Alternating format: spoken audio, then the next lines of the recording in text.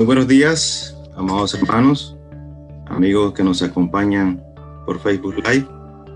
Dios les bendiga ricamente en esta mañana.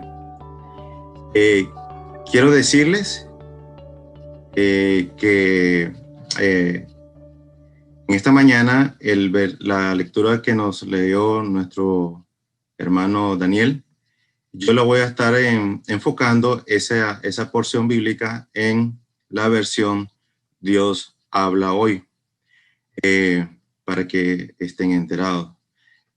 Pido, hermanos, de que nos armemos con nuestras Biblias, tengan su Biblia en mano. Estos 6 versículos que vamos a estudiar esta mañana tienen muchos mensajes. Es un mensaje muy poderoso que trataré de resumir en este tiempo. Así que armémonos con nuestras Biblias, hermanos. Hay un libro que escribió el doctor Camilo Cruz, un doctor colombiano. Ese libro se llama La Vaca. Se lo voy a parafrasear o lo voy a resumir de la siguiente manera. En ese libro habla de que un maestro estaba instruyendo a su discípulo. Entonces, una vez lo llevó hacia la parte más pobre de la ciudad, hacia un pueblo humilde, muy pobre. Entonces lo llevó a una casa maltrecha, muy humilde, de tablas. Imagínense lo muy humilde que puede ser. En esa casa vivían 8 personas y tenían un bien. Lo más preciado era una vaca.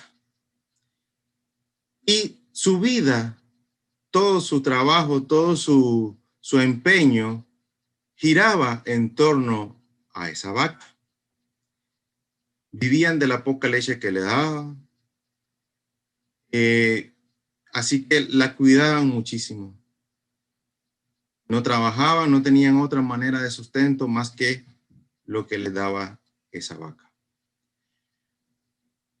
Entonces el maestro cortó la soga de la vaca en un momento en que todas las personas estaban adentro de noche e hizo que la vaca se fuese. Al día siguiente, cuando la familia despertó, por cierto, el discípulo no comprendía lo que había hecho el maestro, ¿no? Las 8 personas que vivían en esa casa no encontraron la vaca. Entonces imagínense cómo se habrán puesto ellos en ese momento, donde su sustento de vida ya no estaba, donde su razón de ser, por la cual ellos tenían su fuente de alimentación, lo poco que tenían, ya no estaba. La buscaron por todas partes y no la encontraron. Pasaron días y la necesidad obligó a estas personas a conseguir semillas y sembrar hortalizas en su patio de la casa.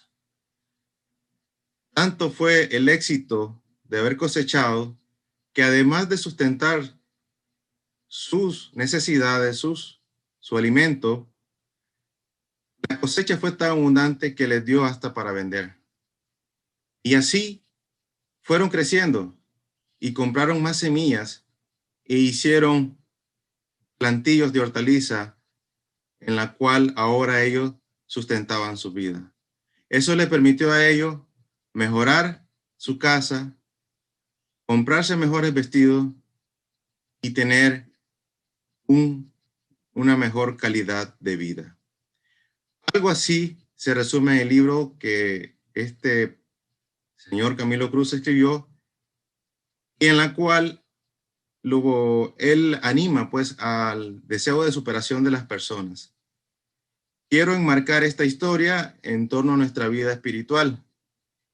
En este pasaje, el apóstol Pedro nos invita a que soltemos esta vaca, a que no nos conformemos con este mundo, a que no nos conformemos con la vaca, a que busquemos más allá.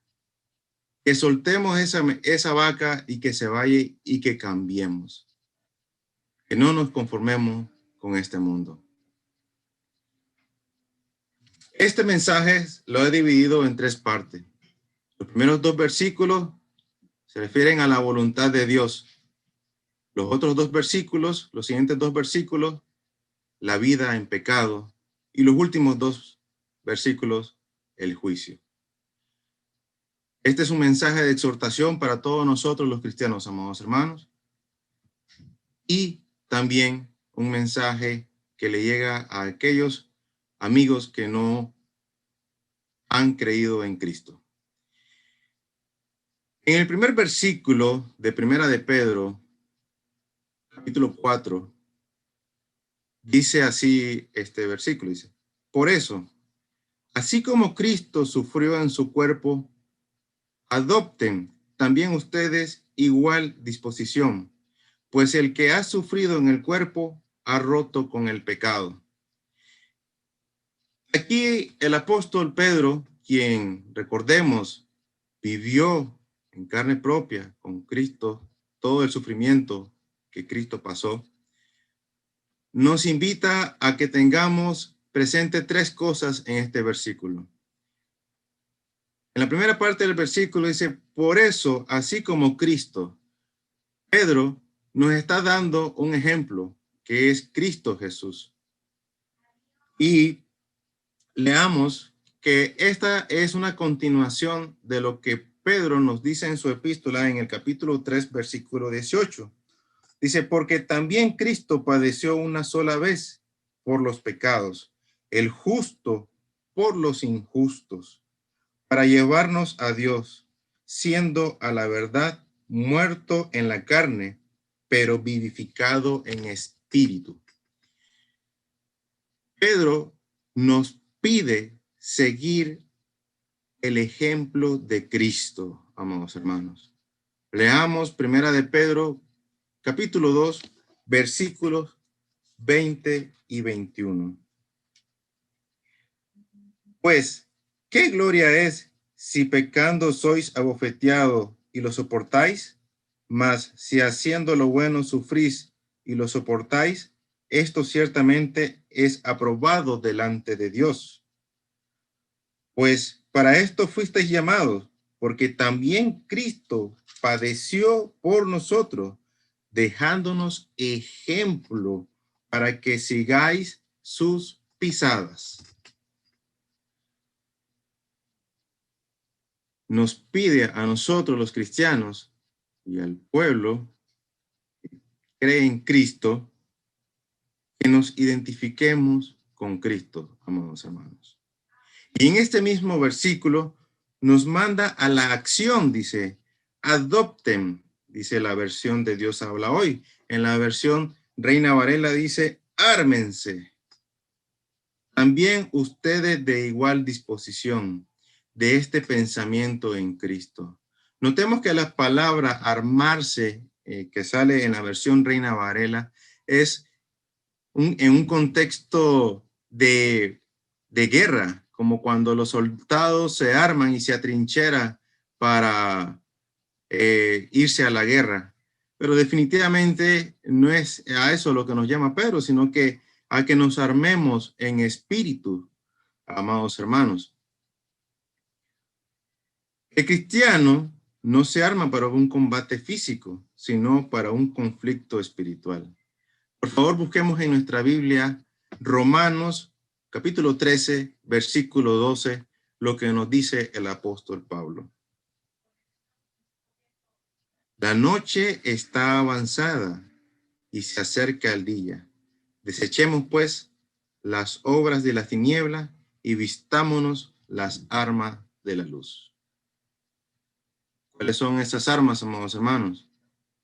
¿Qué arma nos ha dado Dios para que luchemos contra las tinieblas? La palabra, amados hermanos, las santas escrituras. Debemos de escudriñarlas, debemos de leerlas, para que nos podamos armar hasta los dientes, como dice el dicho popular, pero para luchar contra las tinieblas, contra el pecado. Y en este mismo, siempre hablando, no hemos pasado, amados hermanos, del primer versículo de Primera de Pedro 4:1. Este versículo también nos enseña el resultado.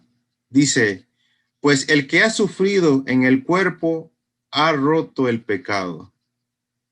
Se aplica al cristiano cuya vida está firmemente establecida en Cristo. Leamos Primera de Juan, capítulo 3, versículo 9. Primera de Juan, capítulo 3, versículo 9. Dice así la palabra. Todo aquel que es nacido de Dios no practica el pecado, porque la simiente de Dios permanece en él y no puede pecar, porque es nacido de Dios. Si cumplimos lo que nos manda a decir acá el apóstol Pedro, de que sigamos el ejemplo de Cristo, de que tengamos siempre en nuestra mente, en nuestro corazón, la vida de Cristo como acción diaria en nuestras vidas, el resultado es, pues, que nos vamos a apartar del pecado, amados hermanos, y de esta manera vamos a aplicar lo que nos viene al segundo versículo, que es la voluntad de Dios. El versículo 2 de Primera de Pedro, capítulo 4, dice, para vivir el resto de su vida conforme a la voluntad de Dios y no conforme a los deseos humanos. Aquí el apóstol Pedro nos recuerda una cosa muy esencial e importante que a veces se nos olvida, amados hermanos. Que tenemos una vida corta, amados hermanos, para vivir el resto de su vida conforme a la voluntad de Dios. El apóstol Pedro nos recuerda, amados hermanos, de que nuestra vida es breve y que tenemos que procurar hacer la voluntad de Dios siempre, amados hermanos. El contraste entre las malas pasiones y la voluntad de Dios es impactante.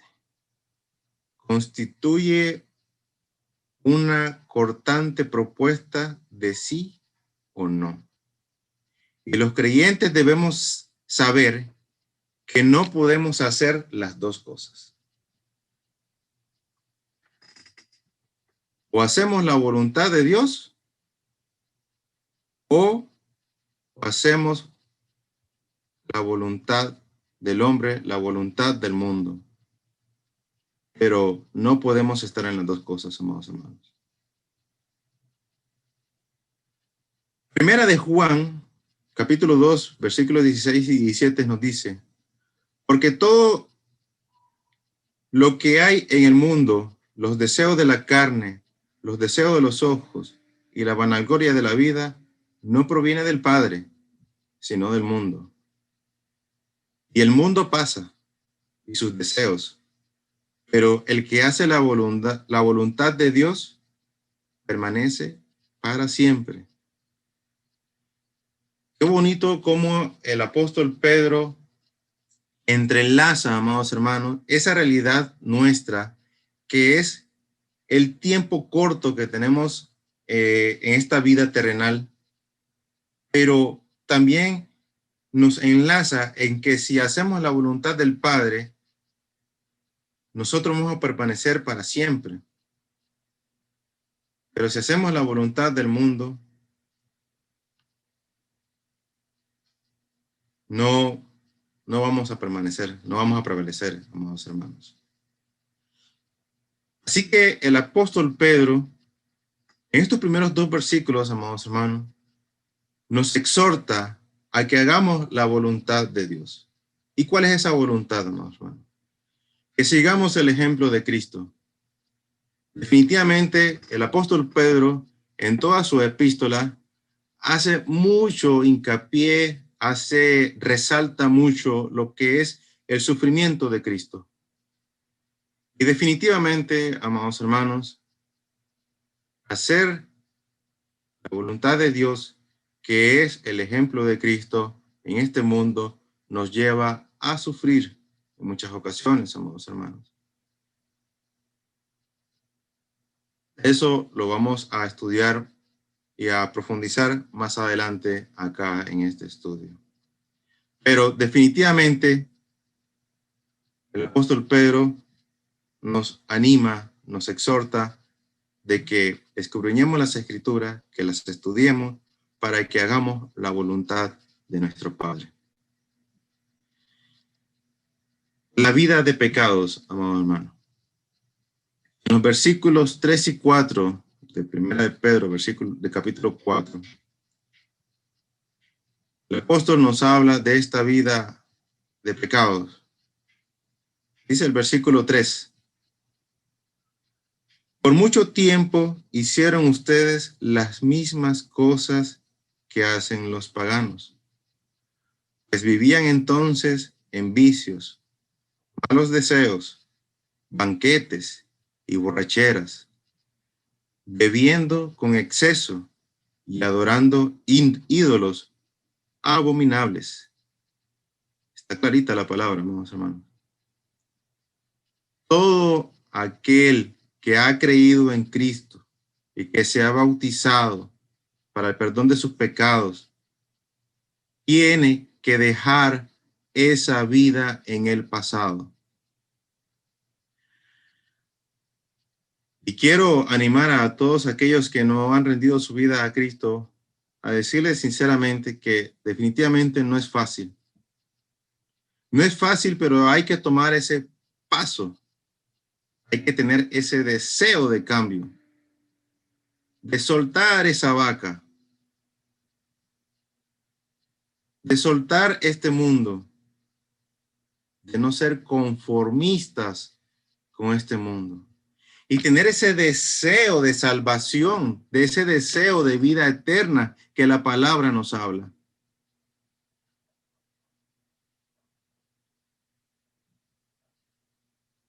Pedro nos hace recordar el antiguo estilo de vida con el cual hemos terminado del todo. Efesios capítulo 2, versículo 2, dice así la palabra de Dios: en los cuales anduvisteis en otro tiempo, siguiendo la corriente de este mundo, conforme al príncipe de la potestad del aire, el espíritu que ahora opera en los hijos de desobediencia. Ahí mismo en Efesios capítulo 4, versículos 17 al 19, nos habla de la nueva vida en Cristo. Efesios capítulo 4, versículos 17 al 19.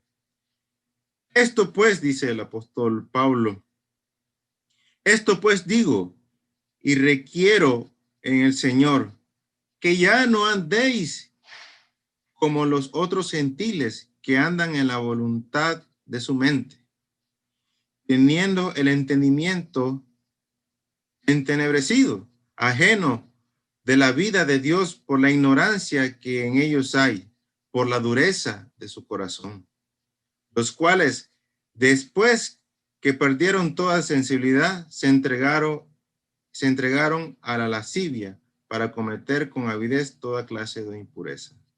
Vamos, hermanos, todos los que somos cristianos, definitivamente ya no debemos de ser considerados como ignorantes, porque se nos ha predicado la palabra y sabemos lo que Dios quiere para con nosotros. Sabemos cuál es la voluntad de Dios, lo que Dios quiere para con nosotros. Entonces, definitivamente ya no somos ignorantes en todo lo que está sucediendo en este mundo.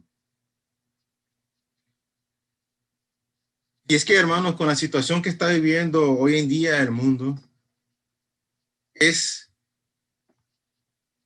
muy peligroso. Hay una línea muy delgada en que, como cristianos, si nos descuidamos, podemos volver a caer al mundo.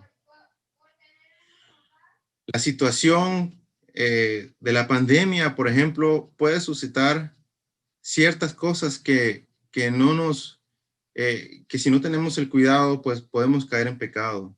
Quizás la necesidad te está empujando a hacer actos que no son correctos, a tomar algo que no es tuyo, a que por este tiempo de ocio, de confinamiento en tu hogar, en tu casa, tu mente está pensando en este mundo, en otra cosa, y no en lo que es la voluntad de Dios.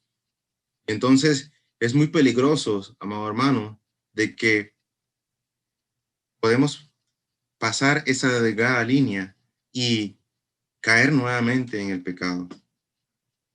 Tenemos que estar siempre escudriñando la Escritura, que ese tiempo ocioso que tengamos en nuestros hogares por causa del confinamiento para resguardarnos de este virus, pues que ese tiempo sea productivo y estudiemos la palabra de Dios personalmente y en familia, eh, y fortalecernos en espíritu. Muchos están con problemas económicos, que su mente no los deja descansar. Quizás han pensado quizás en cometer suicidio, pero, amados hermanos, tenemos que animarnos los unos a los otros, escudriñar las Escrituras, amarnos de valor y hacer la voluntad de Dios. Es increíble que estas palabras, estas cosas que el apóstol Pedro nos escribió hace ya muchos años, siglos, eran conforme a su tiempo y hoy en día están intactas, es decir, aplican tal cual hoy en día nuestras vidas. Por mucho tiempo hicieron ustedes las mismas cosas que hacen los paganos.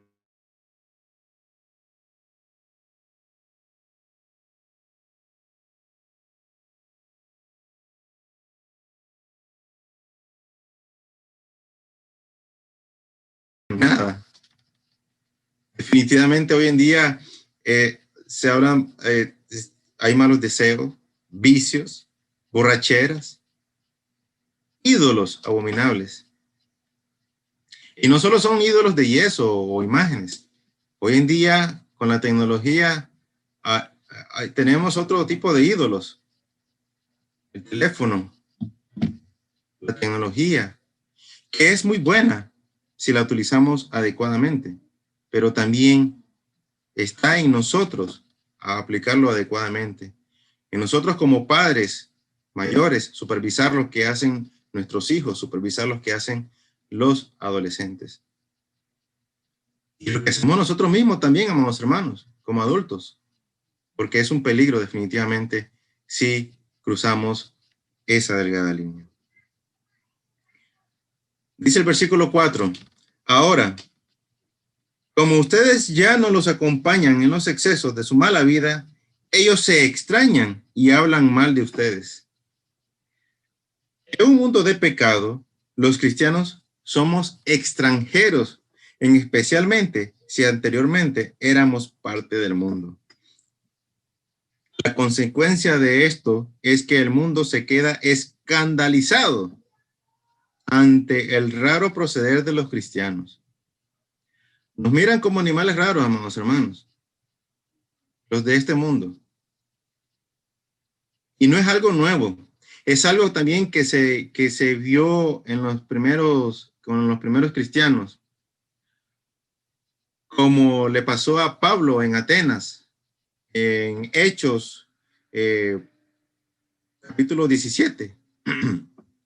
En Hechos, capítulo 17, del versículo 18 al 20, es cuando Pablo estaba en Atenas y entonces se puso a predicar con los judíos de allá y algunos filósofos de los epicúreos y de los estoicos disputaban con él y unos decían, ¿qué querrá decir este palabrero? y otros, parece que es predicador de nuevos dioses.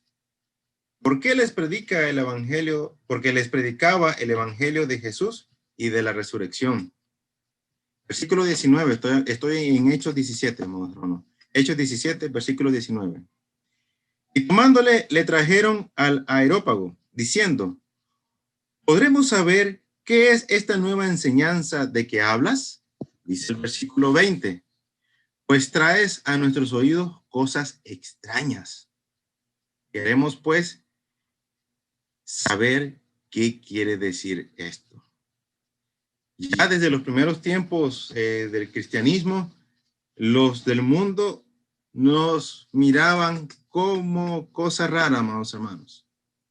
Decían a Pablo que nos traes a nuestros oídos cosas extrañas. Y recordemos cómo estaba en aquel tiempo Atenas, Grecia. Adoradores de ídolos. En cada rincón de la ciudad había un templo para diferentes dioses. Imagínense pues ahora que Pablo les predicaba del único Dios verdadero, de la resurrección de Cristo, y de la salvación y de la vida eterna. Para ellos era cosa rara.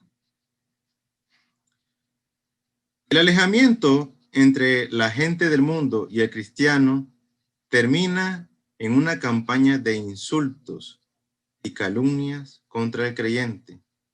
Como dice Pedro en Primera de Pedro, capítulo 3, versículo 16. Teniendo buena conciencia para que en lo que murmuran de vosotros como de malhechores sean avergonzados los que calumnian vuestra buena conducta en Cristo. Vamos a ser calumniados, amados hermanos. Vamos a ser calumniados. Y eso nos puede, si no tenemos una fe verdadera y una base firme, eso nos puede provocar que fallemos. Este servidor particularmente ha padecido ha sentido ese tipo de cosas. Porque a veces, amados hermanos, como sabemos, no somos perfectos, ¿no? No llevamos una vida perfecta, pero tratamos de asemejarnos lo más que se pueda a Cristo Jesús. A veces uno piensa que ha cometido algún tipo de pecado, entonces ya no eres digno de predicar el mensaje de Dios. Y a veces te choca esa situación en donde otras personas te dicen, te podrían decir, por ejemplo, no necesariamente a mí, pero podría decirte, ve, y es el predicador de la iglesia. Es como una anécdota, ahorita que lo recuerdo, una historia hablaba de que una vez un predicador nuevo en una iglesia se subió al bus y entonces pagó su pasaje y el chofer del bus le dio $1 de más en su cambio. Entonces el predicador, el joven predicador se dio cuenta de eso, pero él ya estaba sentado en su asiento y entonces estaba pensando, bueno, el chofer me dio $1 de más en el cambio, se equivocó. Pero es $1, o sea, no es mucho. Además, la empresa de bus se recupera rápido ese $. No, lo vamos a guardar, dice, pensaría en su momento el predicador. Pero al final, cuando se estaba bajando del bus, se acerca al conductor y le dice, mire, amigo, usted me entregó $1 de más en el cambio. Entonces el conductor le dice, yo lo sé, yo anoche estuve en su iglesia y quise probar que lo que se predica es lo que en realidad sucede. Entonces el predicador se alza sus manos al cielo y habla con Dios entre sí y le dice, oh Dios, por poco y vendo a tu hijo por $1. O sea, es un caso pues un poco pues extremo, amados hermanos, pero pues puede a veces, puede suceder, ¿no? En este caso es un predicador, pero así sucede también en la vida del cristiano, porque la gente nos ve, nuestros vecinos nos ve, que ya no somos como antes, que ya nos participamos de esas reuniones nocturnas con los vecinos, de esas borracheras, que ya no participamos de tantas cosas malas de antes del mundo. Y entonces, como cristianos, nos ven y nos van a tratar de encontrar el más mínimo error. Amados hermanos, ahora viene la tercera y última parte para ir concluyendo, que es el juicio. En los versículos de Primera de Pedro, capítulo 4, versículos 5 al 6, Pedro nos habla sobre el juicio. Dice, pero ellos tendrán que rendir cuentas ante aquel que está preparado para juzgar a vivos y a los muertos. Esto de tendrán que rendir cuenta me recuerda mucho mi trabajo, porque cuando en tiempos normales nos mandaban a trabajar al interior del país, a uno le dan un viático. Y entonces después uno tiene que rendir cuenta de lo que gastó de ese viático, ¿no? Te gastaste tanto en alimento, gastaste tanto en transporte, gastaste tanto en hospedaje, etcétera. Entonces, esto de rendir cuenta es algo afín a contabilidad. Pero definitivamente aquí Pedro nos dice que tendremos que rendir cuenta a aquel que está preparado para juzgar a los vivos y a los muertos. ¿A quién tendrán que rendir cuenta, amados hermanos? Pablo lo emplea en su carta en los Romanos, en capítulo 14, versículo 9. Romanos, capítulo 14, versículo 9. Porque Cristo para esto murió y resucitó y volvió a vivir, para ser Señor, así de los muertos como de los que viven. ¿Y quién es este juez, según Pedro? En el contexto de la epístola de Pedro, Dios es el juez. Leamos en Primera de Pedro, capítulo 1, versículo 17. Y si invocáis por Padre a aquel que sin acepción de persona juzga según la obra de cada uno, conducíos en temor todo tiempo de vuestra peregrinación. Es nuestro Padre que juzga sin acepción de personas, nos trata por igual a todos. Dice ahí mismo en Primera de Pedro, capítulo 2, versículo 23.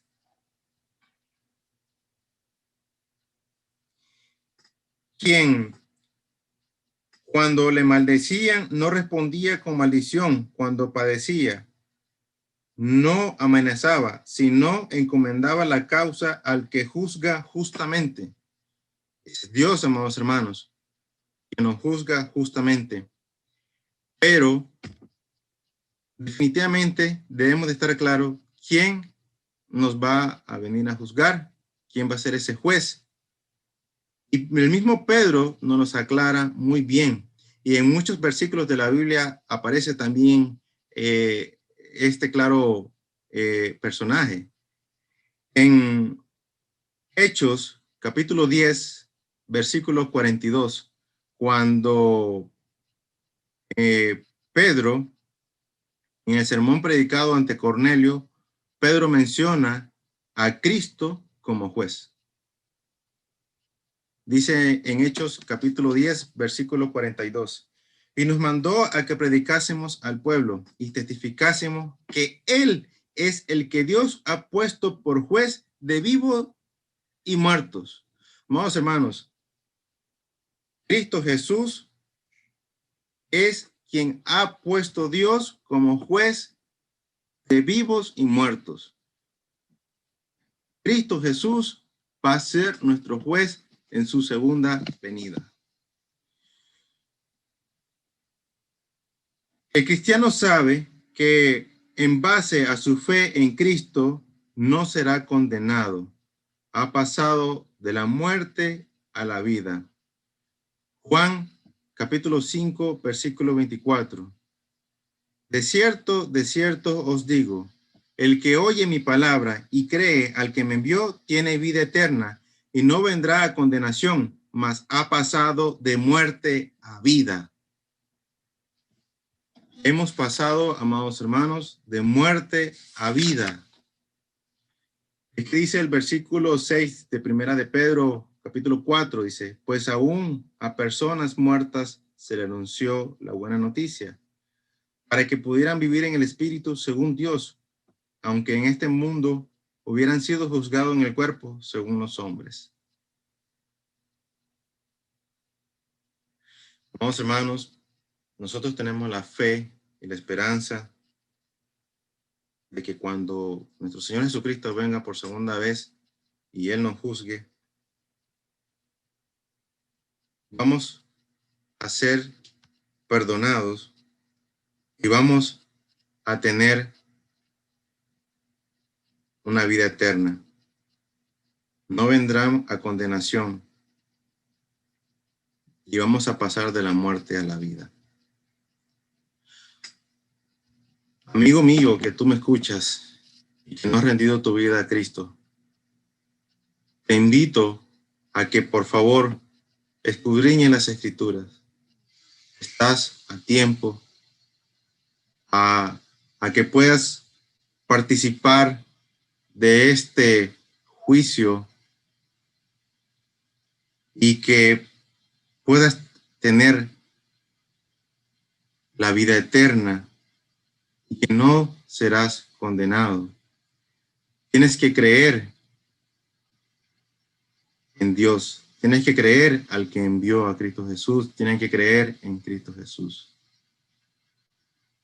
Bautizarte para el perdón de tus pecados y continuar en esta vida de cristiano, que no es fácil, pero con la ayuda de Dios y con la ayuda de nosotros mismos exhortándonos, podemos sobresalir. Y termino con esto para nosotros, amados hermanos. Dice Kate Wilkinson, esta oración me gustó mucho y por eso quiero terminar con esto para cada uno de nosotros como cristianos. Que la mente de Cristo, mi Salvador, de día en mí viva, y que su amor y poder controlen todo lo que yo haga y diga. Repito, que la mente de Cristo, mi Salvador, de día en mí viva, y que su amor y poder controlen todo lo que yo haga y diga. Amados hermanos, debemos de tener siempre presente a Cristo, nuestro Salvador, en nuestra mente. Cada vez que estamos siempre en nuestro trabajo, en nuestro hogar, en la iglesia, en todos lados. Vamos a sufrir oprobio, pero recuerda lo que dice la palabra de Dios. Los que nos ofenden, ellos también rendirán cuenta al juez. Dios los bendiga ricamente, amados hermanos. Bendiciones en este día.